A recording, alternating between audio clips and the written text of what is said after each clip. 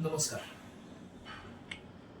आजचा एपिसोड आहे काय रे बाबा, काय मिळालं रे देवा तुला हे करून.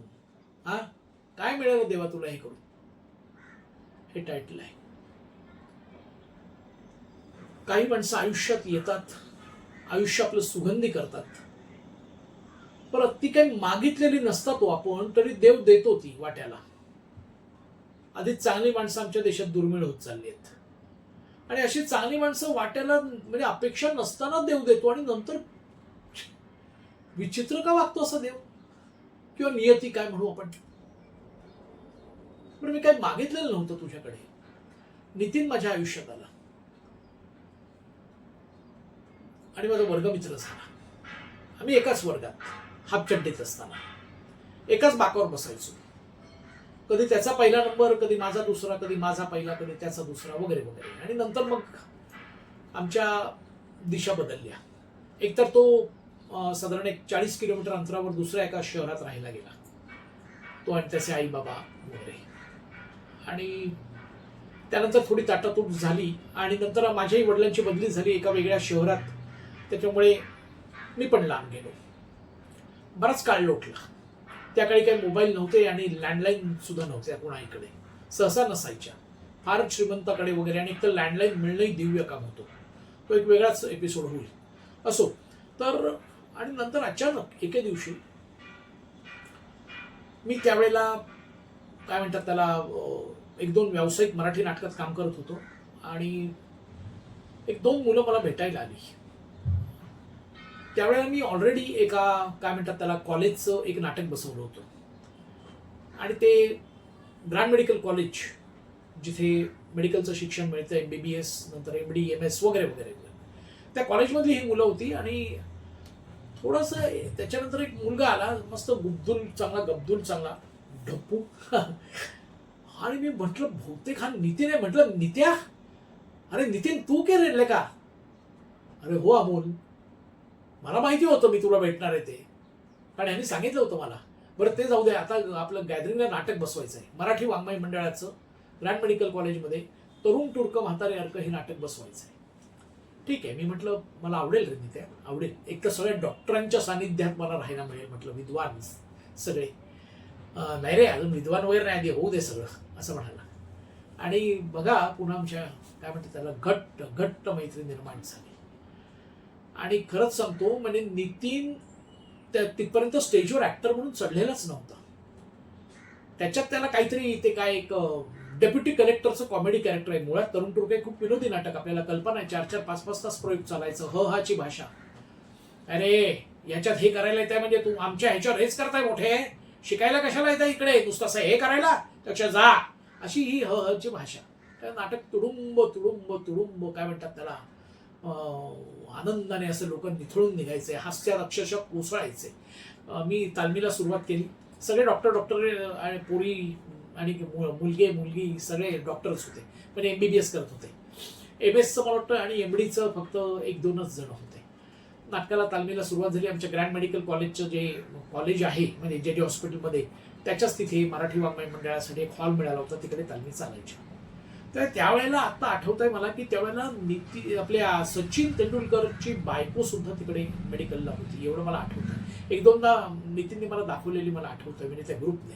पण ती काय आमच्या नाटकात वगैरे इन्व्हॉल्व नव्हती. असो तर त्यावेळेला मी नाटक बसवत असताना अधिकाधिक घट्ट मैत्री झाली. आणि नितीनमध्ये नुसतं मला मित्र नाही सापडला, तर एक काय म्हणतात त्याला फ्रेंड, फिलॉसॉफर, गाईड आणि पॅरेंट सुद्धा सापडला. नाटक संपल्यानं, प्रॅक्टिस संपल्यानंतर रात्री 12:30-1ला तो मला बाजूला एक अल्मास हॉटेल होतं आणि अजून कुठे कुठे हॉटेल. मुळात तो शौकीन खाण्याचा, अतिशय खवय्या. तिकडे मला वेगवेगळे पदार्थ खायला घेऊन जायचा. नाही रे अमोल, अरे 8-10 तास तू राबलायस, तुला भूक लागली असेल. म्हटलं नाही रे, नाही तसं काही. आणि मध्ये खाल्लं ना आपण आता काहीतरी शेवपुरी वगैरे. अरे 8 तासात 1-2 शेवपुऱ्या फक्त तू खाल्ल्यास, त्या सुद्धा सुट्या 2 पुऱ्या, चल. आणि मग असं सगळं नातं जुळत गेलं. आणि मधल्या काळात नितीन केवढा मोठा झाला ते मला कळलं. नितीन त्यानंतर MD DGO झाला, FCPS झाला, म्हणजे काय म्हणतात त्याला स्त्री रोग आणि प्रसूती रोगशास्त्र तज्ज्ञ तर झालाच, माझ्या डोळ्यासमोर झाला ते सगळं तो.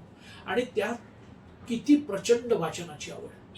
म्हणजे माझ्या मते नितीनचा शून्यातून उभं केलं होतं सगळं लोन काढून वगैरे.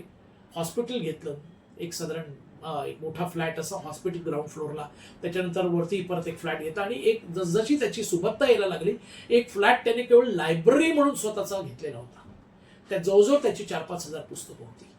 इतकं प्रचंड वाचन, म्हणजे पेशंट आल्यानंतर जरा नितीन आनंदाने बघायच्या ऐवजी हल्ली जसं असतं ना आया घ्या आया, अशाच्या ऐवजी ना हो हल्ली काही डॉक्टर मला असे बघायला मिळाले, नितीनकडेच असलं काहीच नव्हतं. अतिशय मायने. आणि सगळ्यात मला महत्वाचं काय वाटलं, प्लासिबो इफेक्ट जो मेडिकलमध्ये म्हटलाय डॉक्टरच्या बाबतीत, तो बोलण्यातून अर्ज बरं करायचा. डॉक्टर नितीन जोगळेकर, अच्छा असं असं होत आहे का, नाही नाही हा ते आपण आता बरं करू वगैरे, इतका वेळ द्यायचा ना तो पेशंटला. म्हणजे हल्लीच्या काळात तर काही डॉक्टर तर त्याला म्हणते काय रिकामटेक नाही रे म्हणून वेळ देतो, असं वागतात का, स्वतःचं काय आहे की नाही काय महत्व वाढवणं वगैरे माहितीच नाही हो त्याला. पण तो स्वतःच अतिशय महत्वाची व्यक्ती होता. अशा लोकांना महत्व वाढवायला नाही लागत तो आयुष्यामध्ये कधी, नाही का. नंतर त्याने अनेक भाषांवर प्रभुत्व मिळवलं, अनेक भाषांवर. मी अतिशय जबाबदारीने शब्द वापरतो, मराठी, हिंदी, इंग्लिश, गुजराती, हे तर चांगलंच प्रभुत्व होतं त्याचं, पण त्याने चायनीज, जॅपनीज, जर्मन, फ्रेंच या सर्व भाषांवर त्याने प्रभुत्व मिळवलं. खरंच त्याला बघणं म्हणजे आनंदाचा भाग असायचा. त्याच्या त्या क्लिनिकमध्ये त्याच्या टेबलावर अतिशय विरुद्ध विषयांची पुस्तकं असायची. कधी दुसरं महायुद्ध असायचं, तर कधी एखाद्या मेडिकलच्या संदर्भातलं पुस्तक असायचं, तर अजून कुठची राज्यशास्त्रावरची वगैरे, म्हणजे काय त्या विषयाला काही मर्यादाच नाही. आणि मग आम्ही अनेक विषयांवर गप्पा मारायचो 10-10, 12-12 तास. आणि कधी अमोल आता झोपूया रे, की मी थकलोय रे आता, कारण मी पण त्यावेळेला दिवसभर काम करून आलेलो असायचो. हे 12-12, 14-14 तास गप्पा. आणि म्हटलं नित्या, म्हटलं अरे खरंच तुझ्याकडे आलो की मोटिवेट व्हायला होतं रे, खरंच मोटिवेट व्हायला होतं. किती अभ्यास करतोस तू आयुष्यात, सेटल एवढं झाल्यानंतरही अभ्यास करतोस तू, हा कोण करत असेल रे हल्लीच्या काळात. कारण आमच्याकडे तर उलटच आहे आमच्या देशात. एकदा आम्ही पालक झालो की मुलाने शिकायचं, मुलांना अक्कल पाहिजे, मुलं हुशार झाली पाहिजेत. आपण तुम्ही पण थोडं थोडं शिका ना, तुमच्या वागण्यातले दोष दूर करा. हा सगळं येतं अगदी तुम्हाला, इथं हल्ली फारच दिसायला लागलाय जागोजागी. म्हणजे पालकांना काही वाटतच नाही की आपल्यातही काहीतरी, आपण आधी नीट वागलं पाहिजे तेव्हा मुलं नीट वागतील. तो एक वेगळा विषय आहे. पण नितीनच्या बाबतीत हे सगळं अफाट होतं. आणि त्याची बायको सुषमा जोगळेकर ह्या एमार्क PhD होत्या, मास्टर ऑफ आर्किटेक्चर, आणि त्याच्यानंतर PhD JJ स्कूल ऑफ आर्किटेक्चरला. अहो काय हो, दोघंही म्हणजे तो सरस्वती पुत्र, ती सरस्वती कन्या, दोघांकडे बघत राहावं. कायम कायम तपस्येमध्ये गडलेले नसते. खूप नंतर मला नितीनकडनं मिळालं, आणि अगदी सगळ्या विषयांवर वात्रडगिरीवर गप्पा व्हायच्या.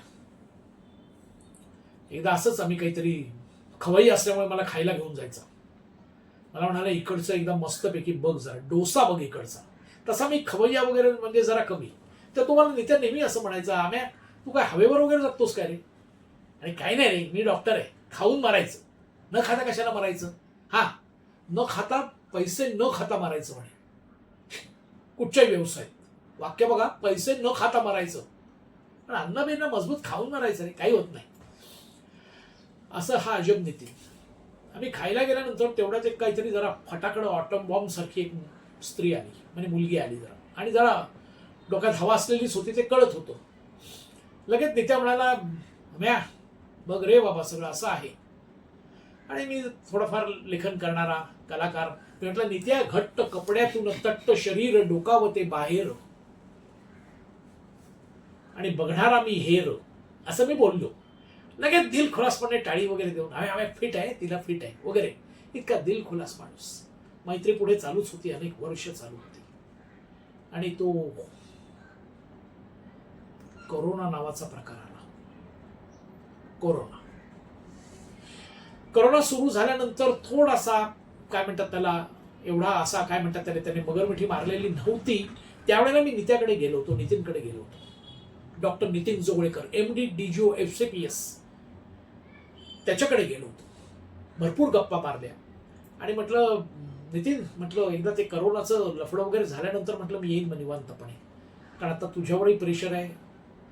ठीक आहे ना, ठीक आहे ये ना, वाटच बघतोय मी वगैरे.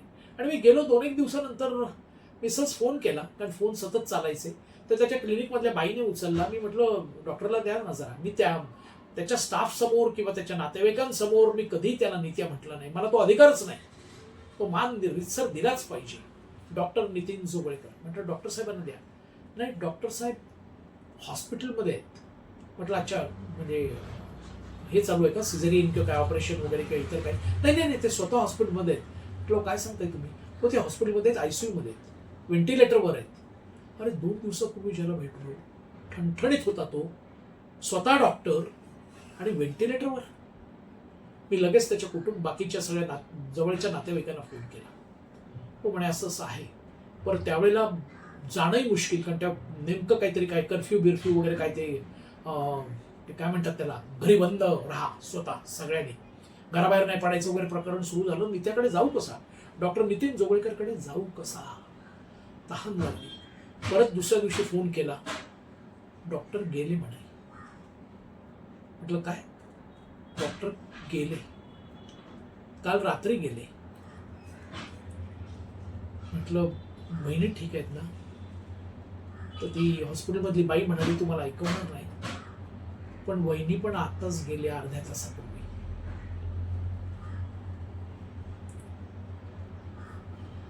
अशा वेळेला वरच्याची, नशिबाची, नियतीची चीड येईल, नाही तर होईल काय हो. काही नव्हतं ना मागितलेलं तुझ्याकडे की बाबा अशी चांगली माणसं आयुष्यात दे, स्वतःच दे. काही मागितलेलं नव्हतं. शाळकरी मित्र, छान मैत्री जुळली, नंतर ताटातूट झाली. आणि मग ती ताटातूट ठेवायची होतीस ना. परत एकत्र आणून इतकं रक्ताच्या पलीकडे नातं निर्माण करून एकदम 2 जीव घेऊन जातोस तू का. आमच्या देशात काही नराधम कमी दिसतात की काय तुला, म्हणून इकडे तुझी दृष्टी वळते हल्ली. आजही कुठच्या पुस्तकाला जेव्हा मी स्पर्श करतो, वेगवेगळ्या देशातल्या लोकांच्या भाषा ऐकतो, त्यावेळेला डॉक्टर नितीन जोगळेकर, सुषमा जोगळेकर, मला तुम्ही दिसता. मग त्या भाषेतून मी तुम्हाला स्पर्श करायचा प्रयत्न करतो. त्या भाषेतून मी तुम्हाला स्पर्श करायचा प्रयत्न करतो. आणि अजून एका पद्धतीने मी तुम्हाला स्पर्श करतो, ते म्हणजे ज्यावेळेला मी एखादं पुस्तक वाचायला घेतो, कारण मलाही पुस्तकांची प्रचंड आवड आहे, त्या पुस्तकाला जेव्हा मी स्पर्श करतो तेव्हा तुम्हाला दोघांना मला स्पर्श केल्याचं समाधान मिळतं.